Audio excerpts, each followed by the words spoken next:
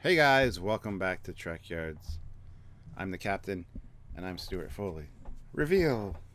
I'm the Commander Cockings, and not as much a reveal, I think, because Captain's always more important. But we have an even more important reveal: the time traveling altar of the past, present, and future is revealed. And spoiler warning, because this is one that you don't want to be spoiled, because it's the entire payoff for the season, pretty much. So don't watch if you don't want to know. But as Tal says, and the Red Angel is. I'm giving a pause for people that want to leave in case of spoilers. Building All right, tension. the Red Angel is Michael Burnham's mother. By minute 7, they said that Arium, when they'd gone through Arium's data, she died, but she still has a data core. They found one piece of information about Project Daedalus, which is what the project that she warned them about is, and who's in the suit. And it's Michael Burnham's memory engram biosignature. And so instantly we're like, it's Michael Burnham. I think we both sighed. A painful sigh of, oh, don't do that story. Yep. And I even turned to Sylvia and said, this is going to piss a lot of people off. Because I've been hearing this online forever now. I've been fighting it forever as well. Yeah. And I was like, damn it, I'm wrong. Damn it, I'm wrong. Yeah. But luckily, I was proved right. Because everyone was saying, oh, it's someone from the show, someone from the crew. It must be Michael, must be Tilly, must be Amanda. I was like, no, it can't be anyone from the crew. I said that. Not from the first second. It can't be one of the crew. Can't be one of the characters we know. It's going to be a new character. Did I not call that? Of all the ways I could call that, Yes. I called that. Not obviously who, but new character. Introduced in episode 10. 100% right. And we also called female from the forum. Yep, that was you. I was not as convinced, but Stuart was. I was. Yep. Yeah. So what do we think of the reveal of being her mum? A new introduced character that's been mentioned a couple of times for their death years and years ago, and the guilt that Michael feels. So never shown, never really talked about much beyond the basics, because clearly wasn't intended in season 1 for this to happen. So they never focused on it really. So what do you think? Seeing her, that reveal, the whole storyline. Is it epic as you were hoped? No. It just isn't. Earlier in the episode, Leland talks to Michael and reveals that her parents were in fact helping Section 31 develop this time-traveling suit. At that point, my brain should have clicked and went, okay. That's the clue. But it didn't, unfortunately. This is very much like one of those murder mysteries you see on TV. The cop procedural where you're introduced to all the people that are obviously guilty, and you talk to each one and you get little information on them, you pull them in, and it's like, I didn't do it, I couldn't do it because, and it's like, oh, they're not guilty. And it is actually somebody that was introduced earlier in the episode, but was like 3 seconds of screen time that welcomed them to the house because it's the pool boy or something. That, hey, I was here at the beginning of the episode, but you forgot all about me, even though I had a few lines of dialogue. Yeah, that's what it turned out to be. Which was kind of a cheap cop-out, to be fair. I always hate those kind of reveals in those shows as well, because it's like, it's obviously... So now I look for it. I look for like the most insignificant character during the whole episode. It must be that person. I don't know why yet. We get the motivation later. But... So I felt kind of cheated a little bit, but it was a good twist. I'm glad it wasn't any of the regular cast or crew, or like the ship mates, members, whatever you want to call them. Glad it wasn't any of the regulars, because that would have just ruined it for me. But yeah, as soon as they said Michael Burnham at the beginning, I'm like, and then the whole episode made no sense, because they're like, oh, we gotta trap her from the future. So, Michael, how are we gonna do that? Let's work a plan with you. We're going to include you in on every step of this plan so that you know it, so that in the future you won't come back and save yourself. All right? Okay, cool. So we're going to kill you. And don't worry, Hugh will be there in case, you almost die. Then he'll bring you back to life. So don't worry, you're not actually going to die. It just seemed stupid. The whole episode kind of went, for me because of that. If they hadn't revealed it was Michael, it would have been a lot better, because it's like, oh yeah, okay, we're going to find out who the Red Angel is because of all this. But because they said it was Michael, we thought it was a future Michael. She's not dumb enough to totally forget these series of events. and go back in time to save herself when she knew she wasn't going to die or that it was a trap. The whole episode kind of lost all of its impact for me because of that whole thing. The plan just didn't make any sense. And we were both expecting the end of the plan for her to get away instantly, whoever's in Red Angel's suit, because it's not dumb enough to fall for this. It's a time traveling suit with knowledge of every.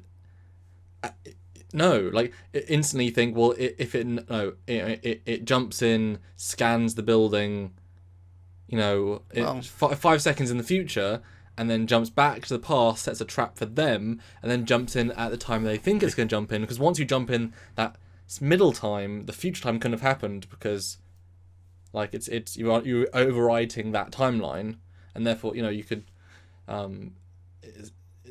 you're expecting it to fail. So the fact that it succeeded was quite odd, honestly. Yeah. And it's kind of like what we talked about before we started this episode. The whole, well, how did the angel know Michael was in trouble? And I'm like, well, they're in the future, so they could be sitting there for 10 years, literally on their couch doing nothing, and then go, oh, I'm gonna go check to look at Michael Burnham on Google. Oh my God, she died then? Damn it! I need the suit. I gotta go save her. Oh, by the way, what were the events around it? What was she doing? She was on a mission. She was tied to a chair, some classified stuff, and then all of a sudden, oh look, the Federation found a time traveling suit. Okay, so if I save her life, because she did die apparently because Spock was a tool, he got court-martialed because he made sure his sister died. I need to figure a way to get around this trap where they get my suit and save Michael.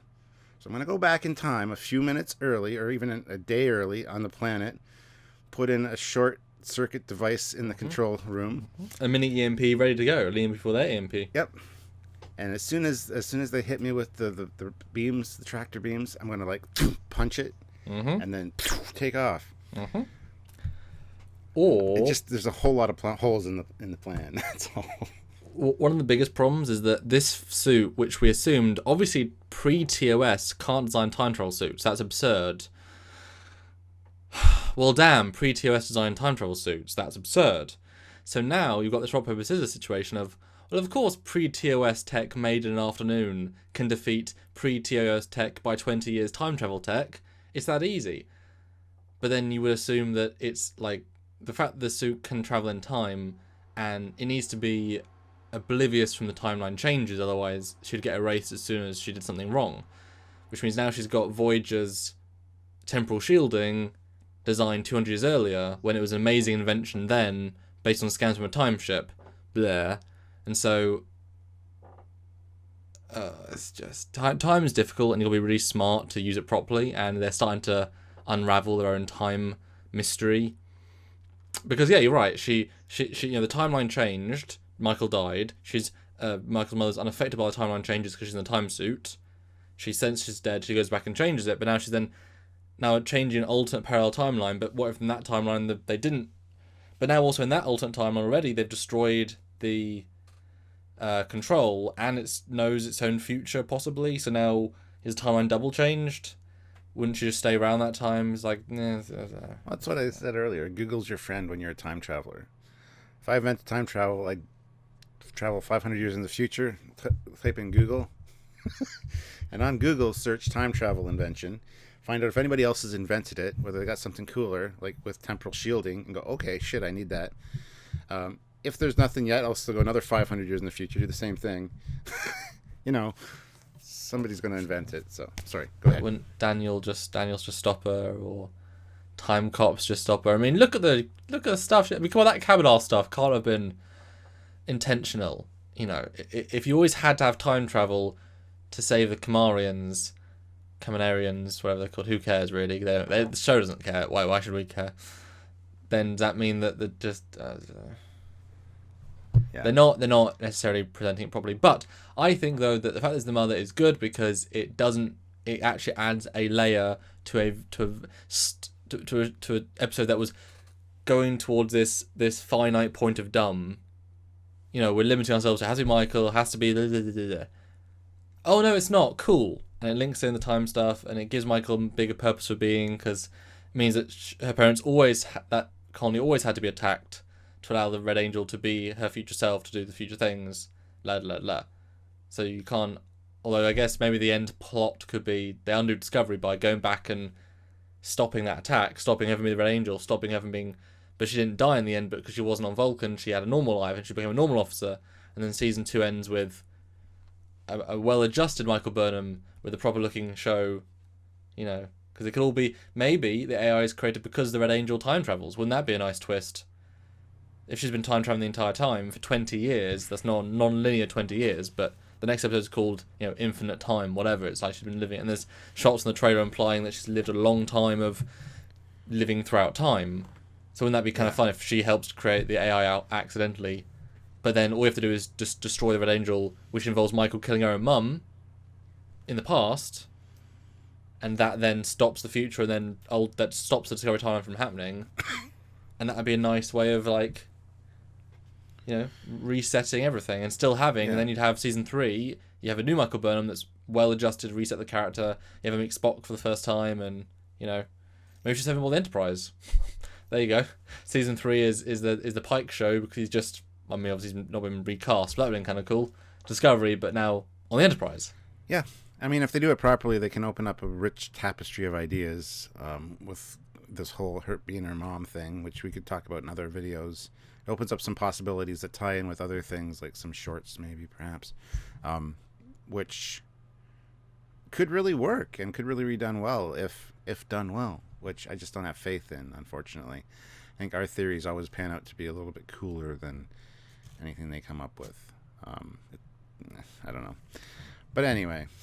Yeah, because now they've got to introduce a brand new character, give her a massive backstory. They've now got a time travel suit, which there's no reason they couldn't just activate it again. And in the fact that it's modern tech means they understand how to use it. Like, that's the thing. If it was future tech, they could be, the user manual's been lost. The fact that, no, they made the suit. And then, surely, if they've got a time suit, they can go, well, if you want to be very paradoxy, you could go back and steal your own time crystal 5 or 6 times and then have 5 or 6 suits. You could easily... I'm sure they could build new suits in a couple of days, and I just hate the fact that pre-TOS is a time suit. I hate that. I hate it so much, with no limitations. And also, it can travel in time and space, because obviously it has to be able to go through... It's like in Red Dwarf, they get a time travel device. But since they can't travel in space, they're in 17th century deep space. So that's perfect. That's exactly the payoff you should have. Yeah. So obviously, the suit can also it isn't a spore drive ship, but it can also create workable wormholes. So Section 31 also created a time and space TARDIS wormhole suit. Generator. Yeah. And it's like, really, just stop inventing world-breaking technology. Although they did say that they said specifically, Llewellyn said that the mum and dad had a theory about time, and then they built the suit that surprised him. So I guess they were the geniuses that invented it, and then they died, and only she understands it, which would, that's better than Section 31 building it if the mum built it and she was the one that understood it, and maybe, she realised that it's too powerful, so she stole it, and blah, blah, blah. It would also explain why there's one of the suits, not multiple, Yes. because I'm sure Section 31 would build like 4 or 5 right off the hop. If they could replicate the technology, they definitely would. Exactly. I know time crystals might be hard to come by, but still, have the suits ready in case you do come across another time crystal. The spores can do unlimited energy. They said it can tap into the unlimited energy of the mycelial, so why can't you use unlimited energy? Because you didn't get... The time travel said the time crystal was to power the suit. The time crystal can't be the thing that is the time ability, otherwise how would you design a suit around a time crystal you don't know exists and don't know how to find? Simulations only go so far. The suit has to be capable of doing all the time stuff, but the time crystal can power it, so we need another power source. So why don't you use mycelial, which will also in itself travel through time? I kind of got the feeling that the time crystal, because of Magic to Make the Sainteth Man Go Mad episode with Harry Mudd, where he had a time crystal, that the time crystal is responsible for the time travel. So what does the suit do? Not necessarily a power source. The suit is probably the wormhole generator, which can make them travel. Because really, Harry Mudd didn't travel through space, just through time. And if the suit is designed to fly in space, be a life support suit, and create the small wormholes and tether to the location, but you need a time crystal for the time travel. So you got a suit that can go anywhere, but without the time crystal, it's just a suit that can go anywhere, which is still pretty Oh no, advantageous. just a suit that can go anywhere. But you can't get out of the suit because you have to be tethered to your time. Otherwise, you're not going to get back to that exact moment in time. But there isn't. But it's not a time suit yet. So if it Oh, I can know. if you can just wormhole, then okay, you just yeah. wormhole. I mean, yes, you might not be able to like get back To the exact same spot. You can get like within 100 kilometers. Maybe. that.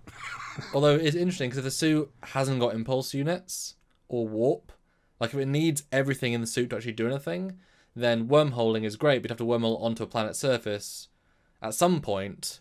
Which I'm sure it can do. Which I'm sure it could do. We see it certainly float. But then how do you design a suit around a thing that the Klingons sort of found first, and then you steal... Like, you need to know the thing exists and have readings of it to be able to use it. Otherwise, you don't base technology around something you haven't invented yet. You invent something, then, We're giving ourselves a headache. I mean, they might explain it. We'll see. I mean, they've now got the suit, so I'm sure Stamets, who's not a qualified engineer per se, he's a spore technician who has basic engineering skills.